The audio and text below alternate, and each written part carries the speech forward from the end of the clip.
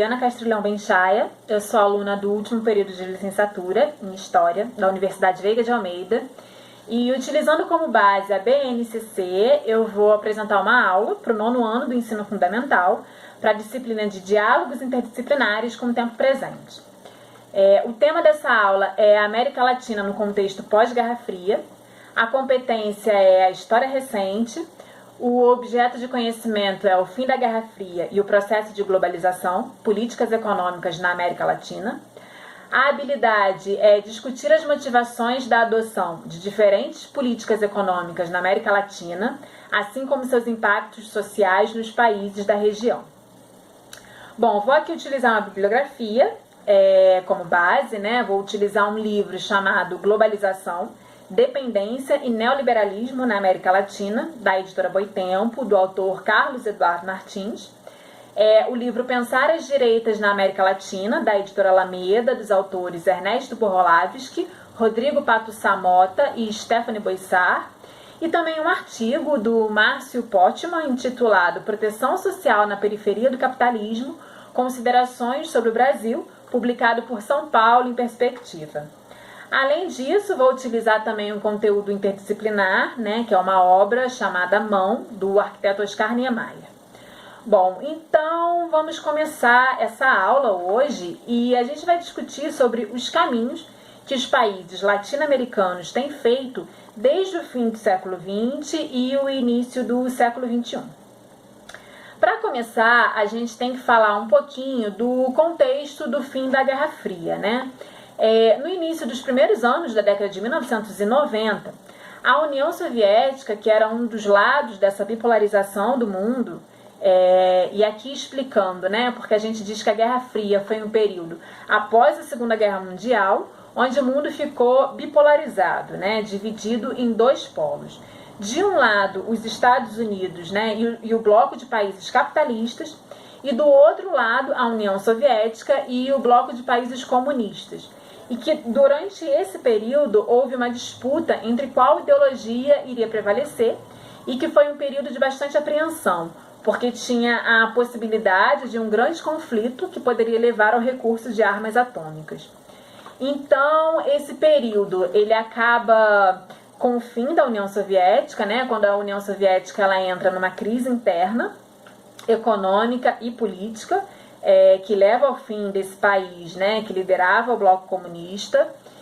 E então o que acontece na prática é que a partir dos anos 90, esses países que eram a União Soviética, eles vão se tornando capitalistas aos poucos e essa bipolarização ela deixa de existir, porque um dos polos que era a União Soviética não existe mais.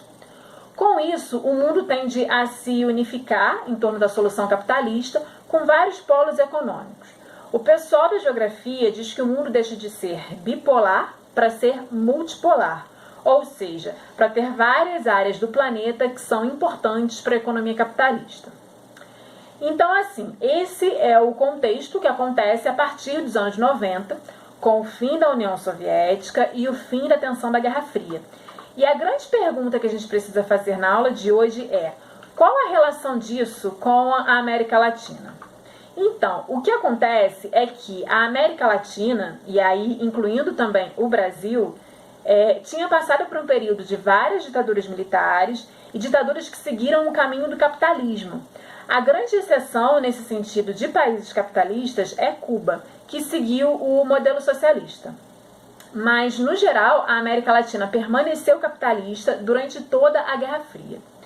Com o fim desse confronto com a União Soviética, o capitalismo tendeu a se arraigar ainda mais nesses países e como mundialmente o que aconteceu foi o avanço da globalização, isso também tem desdobramentos da América Latina.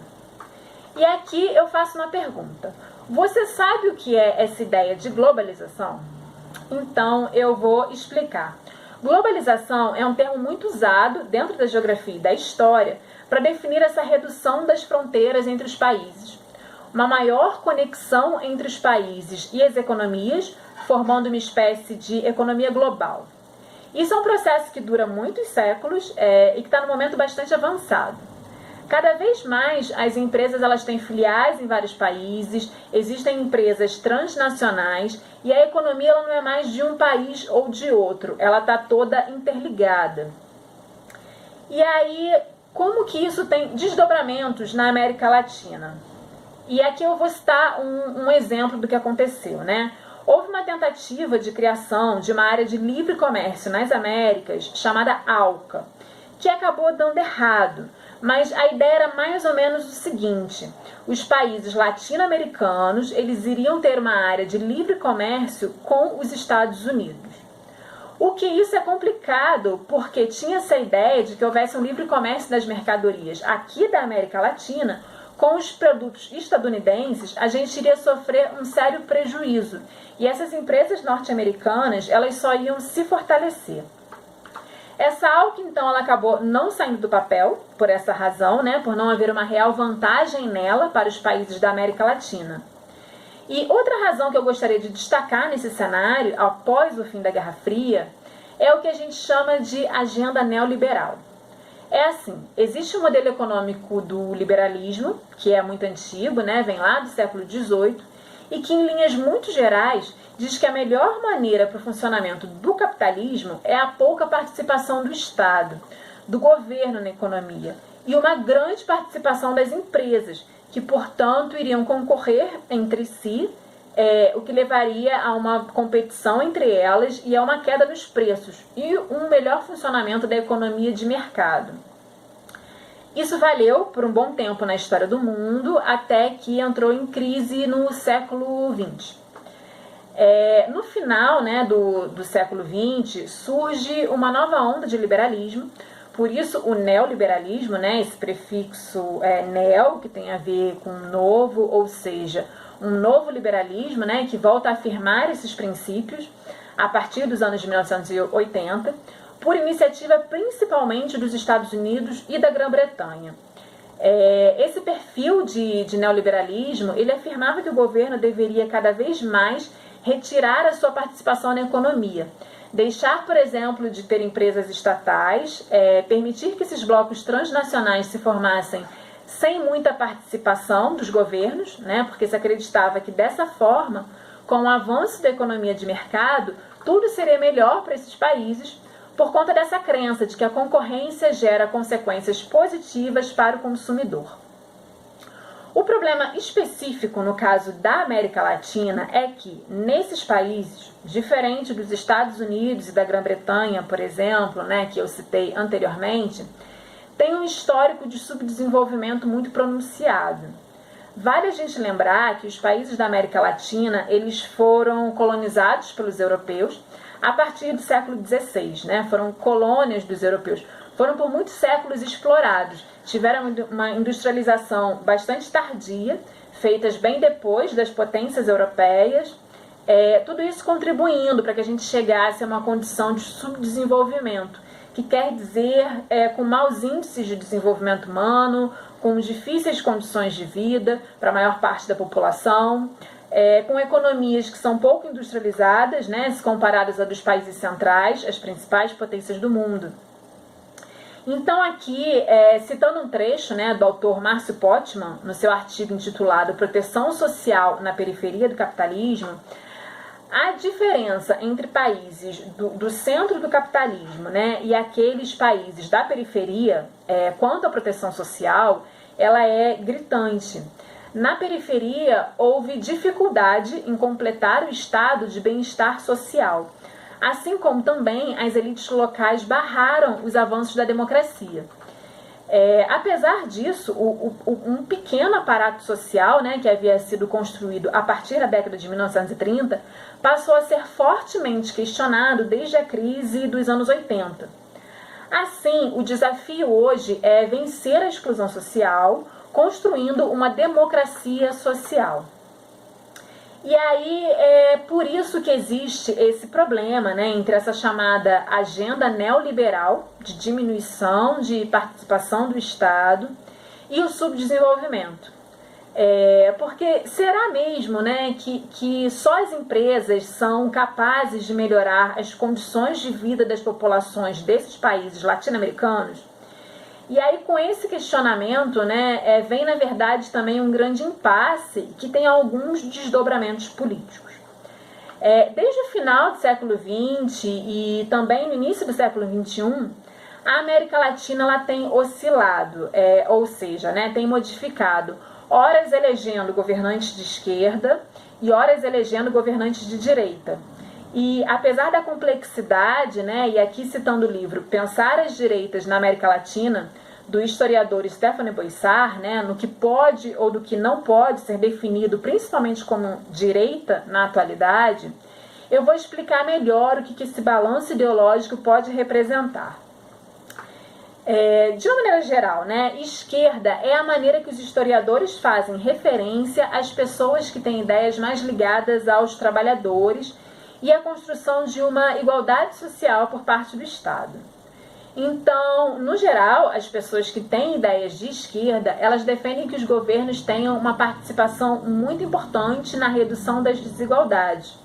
Então, é necessário que o Estado, de uma maneira geral, dê condições de, por exemplo, de saúde, de segurança, de educação, para que as pessoas se alimentem melhor, para que as pessoas vivam melhor.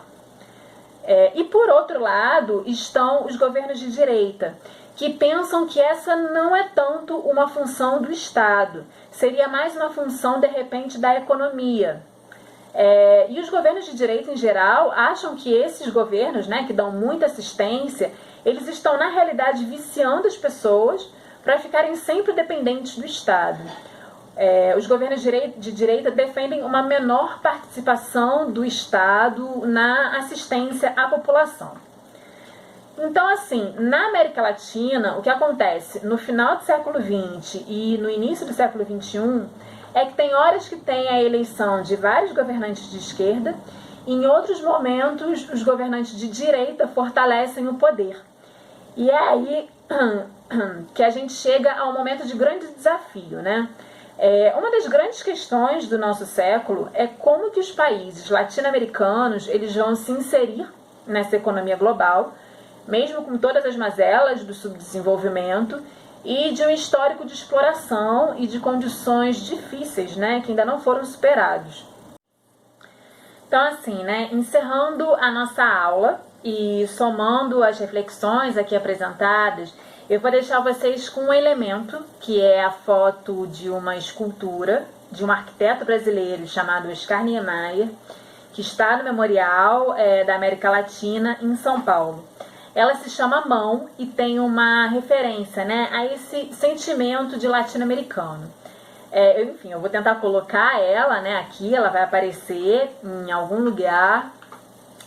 E essa palma da mão espalmada, né, com o mapa dos países latino-americanos, está sendo representado com sangue, como vocês podem ver na imagem, significando todo esse passado que a gente viu na aula de hoje, de uma condição de subdesenvolvimento, de exploração e de riquezas que saem daqui para, na verdade, serem apropriadas por outros países. A grande questão é, será que nos nossos tempos, né, esses países da América Latina conseguem dar a volta por cima e realmente melhorar as condições de vida para a maioria das suas populações? Bom, a gente torce que sim, e mesmo assim é importante que o debate continue. E até uma próxima aula.